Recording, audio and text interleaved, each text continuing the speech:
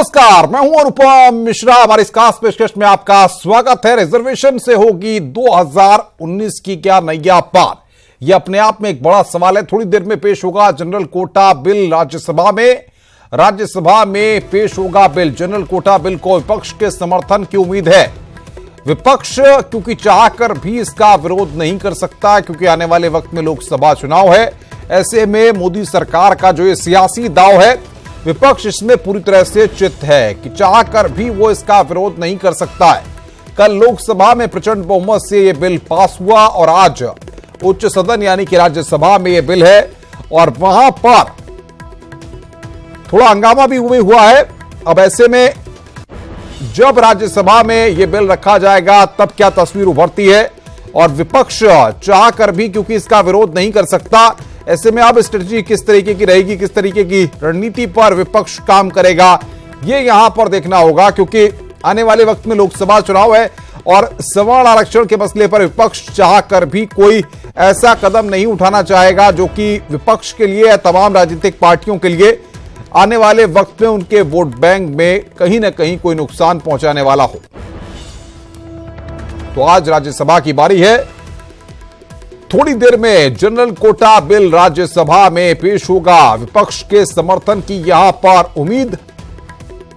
जिस तरीके से विपक्ष ने कल लोकसभा में हमने देखा इस पूरे बिल को अपना समर्थन दिया, उसके बाद अब यहां राज्यसभा की बारी है।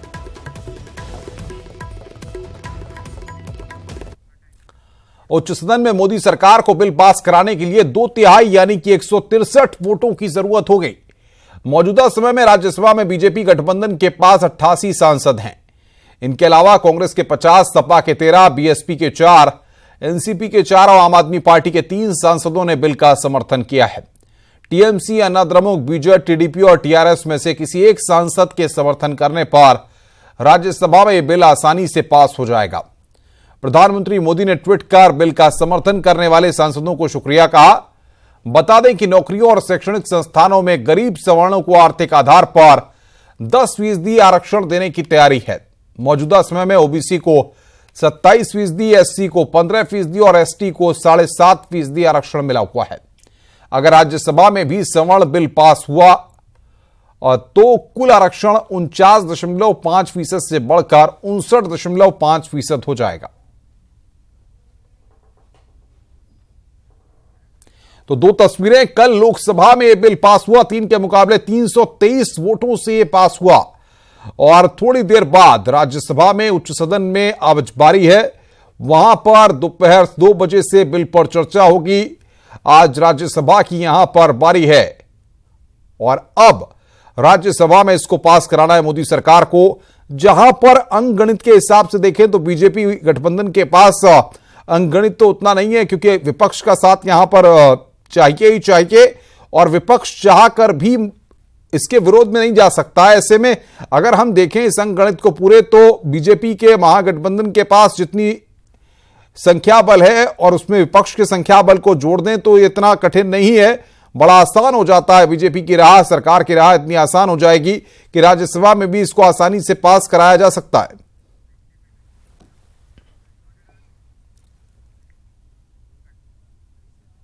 तो जिस गणित की हम बात कर रहे थे उसमें उच्च सदन में मौजूद सांसदों की कुल संख्या 244 है।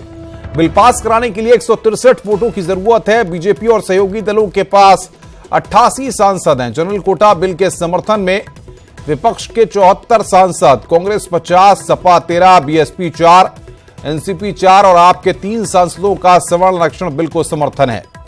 टीएमसी 13, एआईएडीएमके 13, बीजेपी 9, टीडीपी 6 और टीआरएस 6 का 1 वोट भी अगर मिलता है तो सवर्ण आरक्षण बिल जो है राज्यसभा में पास हो जाएगा।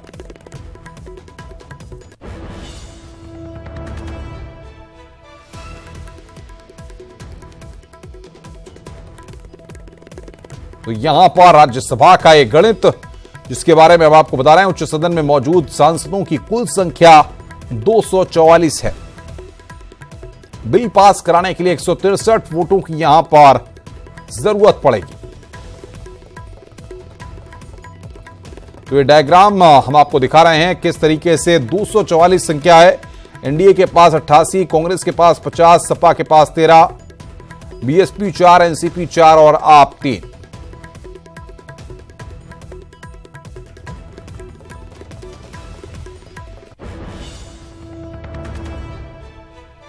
हिंदी भाषी राज्यों में कितने सवर्ण हैं, यह अपने आप में एक सवाल। बिहार में 18%, मध्य प्रदेश में 22%, उत्तर प्रदेश में 25%, दिल्ली में 50%, झारखंड में 20%, राजस्थान में 23%, हरियाणा में 40%, छत्तीसगढ़ में 12%। गैर हिंदी भाषी राज्यों में कितने सवर्ण हैं? असम में 35%, गुजरात में 30%, कर्नाटक में 19%, केरल में 30%, महाराष्ट्र में 30%, ओडिशा में 20%, तमिलनाडु की अगर हम बात कर लें यहां पर तो वहां पर भी 10%, पश्चिम बंगाल में 48% हैं।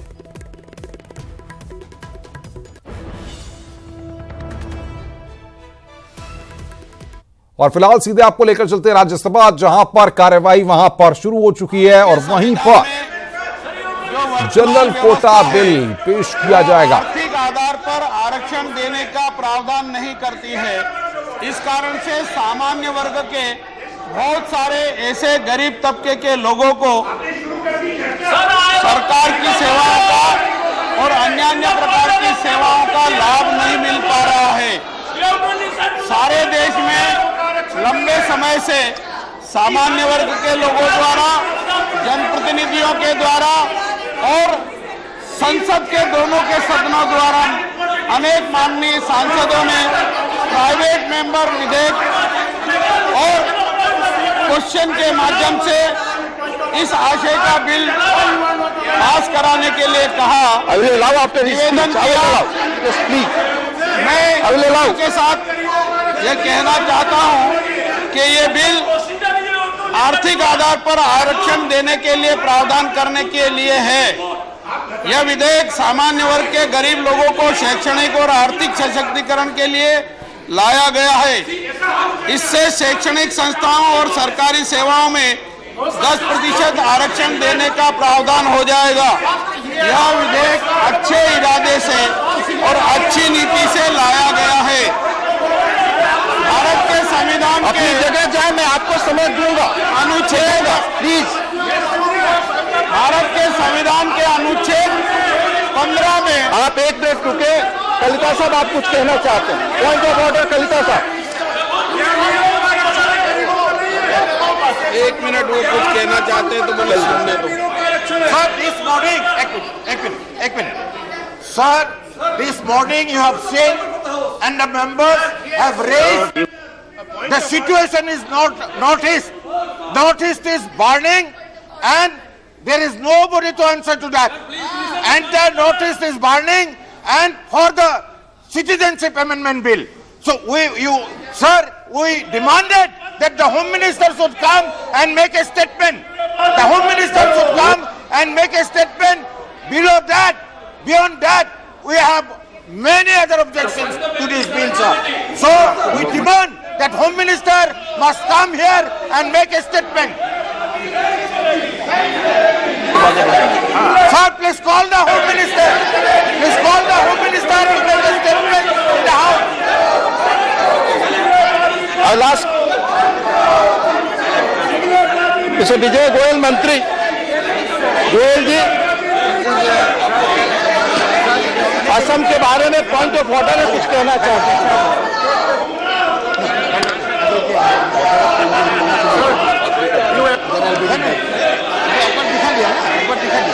Once you have done it, we will not go to it. No better. Also, no better. जी, ये कितना बारह बैठक में 8 घंटे का समय तय है। 12 बजे कल सुबह तक पूरी दुनिया को देखने का वो लोग अच्छा बोलने के लिए आपके बात को बोलने के लिए बोल रहे। कलिता साहब, अपने लोगों को बैठाइए। हम माननीय मंत्री को कह रहे हैं, वो आपका जवाब देंगे। Before that, I must please अब टेक योर सीट्स। बताएं। इस शोर शराबे में एश्योरेंस क्या दूंगा? या तो ये बिठा ले तो एश्योरेंस दे दें कि भाई 2 बजे राजनाथ जी ऐसे शोर शराबे में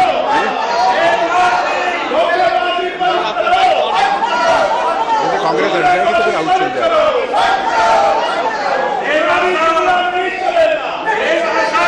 सर, ये सदन के अंदर जो कांग्रेस के सदस्य बात रख रहे हैं, मैं सरकार की तरफ से ये कहना चाहता हूं, नॉर्थ ईस्ट के अंदर जिस समस्या को ये उठा रहे हैं उस पे गृह मंत्री जी 2 बजे आपके सामने आकर बयान दे सकते हैं।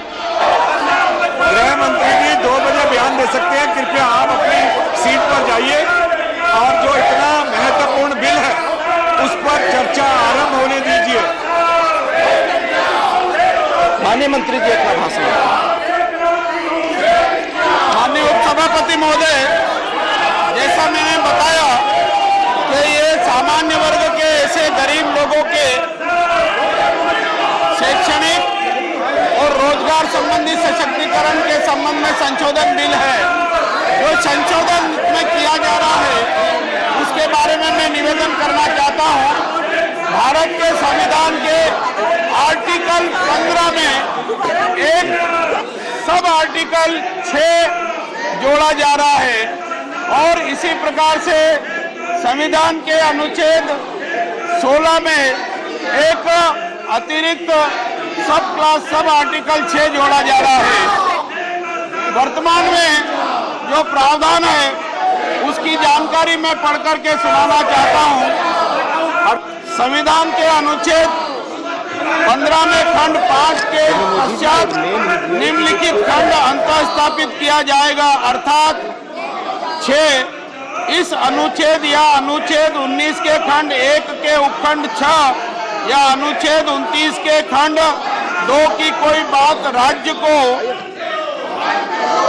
खंड 4 और खंड 5 में उल्लिखित वर्गों से भिन्न नागरिकों के आर्थिक रूप से दुर्बल किन्हीं वर्गों की उन्नति के लिए कोई भी विशेष उपबंध करने से निवारित नहीं करेगी और खंड 4 और खंड 5 में उल्लिखित वर्गों से भिन्न नागरिकों के आर्थिक रूप से दुर्बल किन्हीं वर्गों की उन्नति के लिए कोई भी विशेष उपबंध करने से वहां निवारित नहीं करेगी, जहां तक ऐसे उपबंध ऐसी शैक्षणिक संस्थाओं में जिसके अंतर्गत अनुच्छेद 30 मैं आग्रह करता हूं अपनी जगह जाए और ये बहस होने दें। ये महत्वपूर्ण बिल है, पूरा देश देख रहा है। शैक्षणिक संस्थाएं भी है, चाहे वे राज्य द्वारा सहायता पाने वाली है या सहायता न पाने वाली है, जो आरक्षण की कोई चीज रिपोर्ट पर नहीं जा रही है आरक्षण सिवाय मंत्री जी के भाषण के अलावा। प्रत्येक प्रवर्ग में कुल स्थानों के अधिकतम 10% के अध्ययन होगा और इस संबंध में एक स्पष्टीकरण दिया गया है। जो अनुच्छेद 15 और 16 में जो संशोधन किया जा रहा है उसके लिए है। इस अनुच्छेद और अनुच्छेद 15 के साथ 16 मैं आशा करता हूं आज राज्यसभा में विशेष रूप से 1 दिन के लिए राज्यसभा का समय बढ़ाया गया है। राज्यसभा में भी हमारे जितने जनप्रतिनिधि बैठे हैं वे भी इन जन भावनाओं का आदर करते हुए समाज की एकता और अखंडता को बल देने के लिए, सामाजिक न्याय की प्रक्रिया को आगे बढ़ाने के लिए अवश्य सकारात्मक चर्चा भी करेंगे और कल की तरह ही सुखद निर्णय भी तुरंत हो जाएगा, ऐसी मैं आशा करता हूं। भाइयों बहनों, हमारे देश में ऐसा झूठ फैलाया जाता था और कुछ लोग आरक्षण के नाम पर दलितों को जो मिला है उसमें से कुछ निकालना चाहते थे, आदिवासियों को मिला है उसमें से कुछ निकालना चाहते थे, ओबीसी को जो मिला है उसमें से कुछ निकालना चाहते थे और वोट बैंक की माइनॉरिटी की राजनीति करने पर तुले हुए थे। हमने जो दलितों को मिलता है उसमें से कोई कुछ नहीं ले सकता है, जो आदिवासियों को मिलता है उसमें से कोई कुछ नहीं ले सकता है, जो ओबीसी को मिलता है उसमें से कोई कुछ नहीं ले सकता है। ये अतिरिक्त 10% दे करके हम सबको न्याय देने की दिशा में काम किया और इसलिए हम इसका ले लेंगे उसका ले लेंगे, ये झूठ फैलाने वालों को कल दिल्ली में पार्लियामेंट ने ऐसा करारा जवाब दिया है, ऐसा उनके मुंह पर चोट मारी है कि अब झूठ फैलाने की उनकी ताकत नहीं बचेगी। भाई और बहनों, इसके अलावा एक और महत्वपूर्ण एक बिल भी कल लोकसभा में पास हुआ है। ये बिल भी भारत मां में आस्था रखने वाले हर व्यक्ति के लिए बहुत ही महत्वपूर्ण है। सिटीजनशिप अमेंडमेंट बिल के लोकसभा में पास होने के बाद पाकिस्तान, बांग्लादेश और अफगानिस्तान से आए हुए मां भारती के बेटे बेटियों को, भारत मां की जय बोलने वालों को, वंदे मातरम बोलने वालों को, इस देश की मिट्टी को प्यार करने वालों को भारत की नागरिकता का रास्ता साफ हो गया है।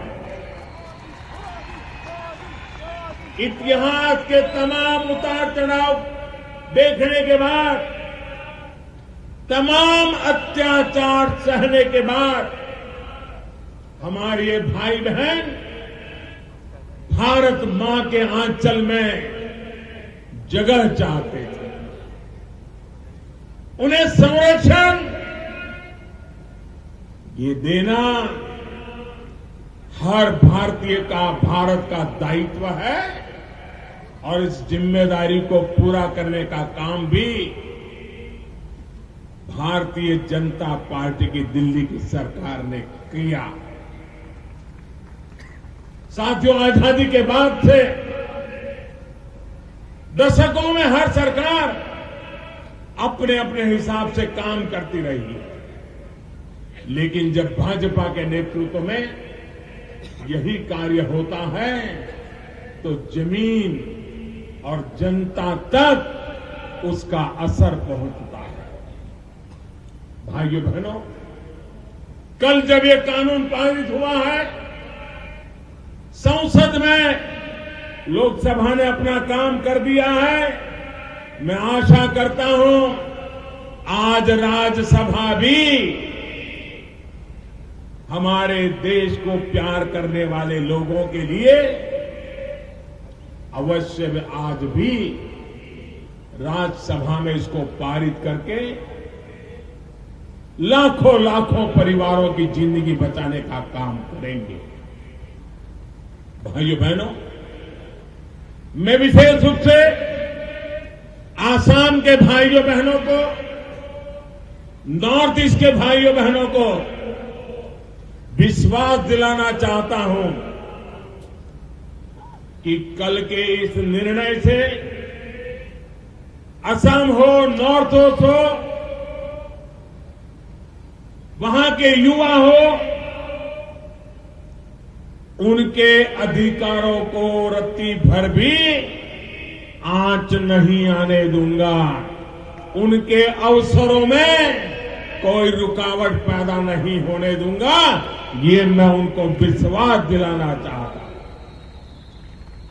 भाइयों और बहनों, पहले की तुलना में जो बड़ा अंतर आया है वो नीयत का है। सही नीयत के साथ आवश्यक नीति के निर्माण का है।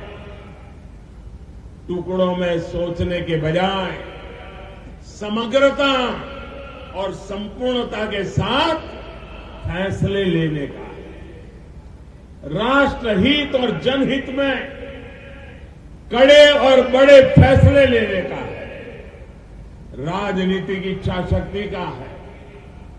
सबका साथ, सबका विकास हमारी सरकार की संस्कृति है, हमारे संस्कार है और यही हमारा सरोकार भी है, हमारी परंपरा भी है। गांव गरीब से लेकर शहरों तक इसी संस्कार के साथ नए भारत की नई व्यवस्थाओं का निर्माण करने का बीड़ा भाजपा सरकार ने उठाया है। जिस स्तर पर और जिस गति से काम हो रहा है, उससे सामान्य जीवन को आसान बनाने में भी तेजी आई है। साथियों, इंफ्रास्ट्रक्चर का उदाहरण ले लीजिए।